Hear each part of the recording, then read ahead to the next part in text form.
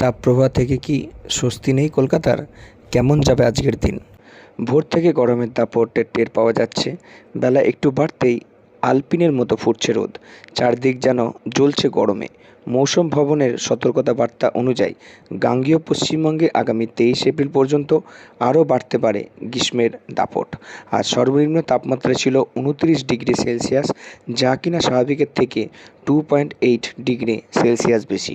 গতকাল কলকাতায় সর্বোচ্চ তাপমাত্রা ছিল 40.2 ডিগ্রি সেলসিয়াস, এটিও স্বাভাবিকের থেকে 4.6 সেলসিয়াস বেশি।